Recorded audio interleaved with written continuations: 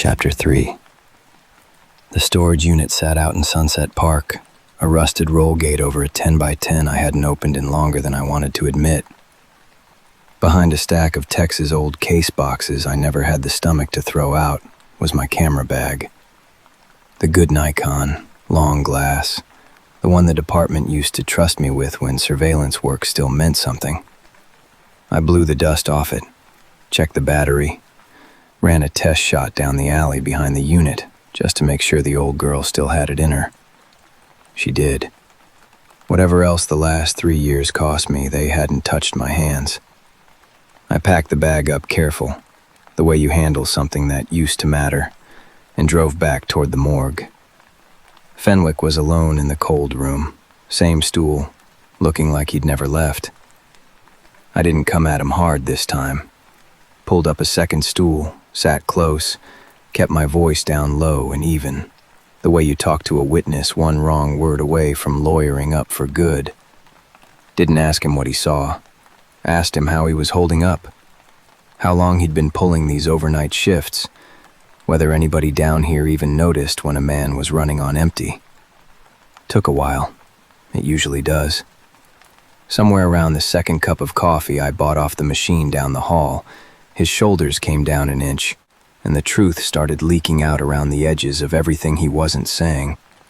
I'd been drinking. He said it fast, like ripping a bandage. Not on the job, I swear that part. Like it mattered, like it changed anything. But I came in already half in the bag, and around 3 in the morning I put my head down on the desk for what I told myself was a minute. And when I came up, groggy, cotton mouth, he looked at his hands. I saw a shape moving down the corridor toward the exit, unhurried, steady on its feet. He shook his head. Some sleep-fogged part of my brain registered it and went right back under before the alarm bells ever rang. By the time he woke for real, there was nothing there but an empty hallway and a locked door that hadn't been forced. I never told a soul, not Webb, not my supervisor. His jaw tightened. A drunk coroner who slept through a body walking out the door is a fired coroner. I got a mortgage, Nate. Kid in community college. Nothing left to lose that I'm willing to lose. I sat with that a long moment, turning it over. A half-asleep, half-drunk witness wasn't much to build a case on. Any lawyer worth his fee would tear it apart in about 4 seconds flat. But it wasn't nothing either, because Fenwick hadn't described a struggle, hadn't described anybody dragging or carrying or wheeling 200 pounds of dead weight down a hallway. He'd described a man walking, steady on his feet, like he had somewhere to be and knew exactly how to get there. That meant one of two things, and I didn't much care for either.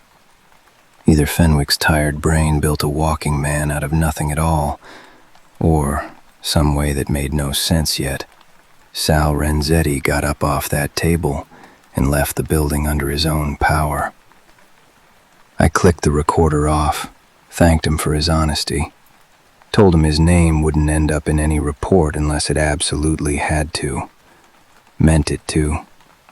Then I walked back out into the daylight with a knot in my stomach that had nothing to do with the whiskey and everything to do with a dead man who apparently hadn't gotten the memo. I stood on the precinct steps turning it over. A dead man walking out on his own 2 feet. Fenwick swore to it, drunk or not, and Fenwick wasn't the type to invent something that could cost him his job. My phone buzzed in my coat pocket. Unknown number. I almost let it ring out. Old habit stopped me. You always answer, Tex used to say. You never know which call's the one that breaks the case wide open. I picked up on the 4th ring. The voice was low, muffled, a hand cupped over the receiver. You're asking questions about Renzetti. Who is this? Somebody who can tell you what happened to him. Tonight. Behind Mancuso's, the pizza place off your block. 9 o'clock.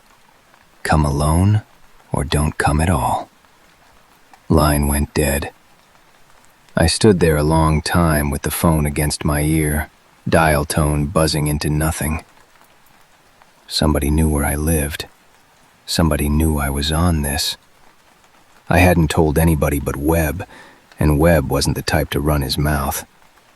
I thought about Tex, about an alley just like this one, a confidential informant who'd promised information and delivered a bullet instead. My hand found the flask in my coat pocket out of pure reflex before I stopped it, screwed the cap tighter, left it where it was. 9:15, I took my coat off the hook by the door, checked the recorder was in my breast pocket, checked it twice, the way I used to check my sidearm before I stopped carrying one. Stood in my own doorway a second too long. Then I went out into the cold to go meet whoever wanted to talk about a dead man who wouldn't stay dead.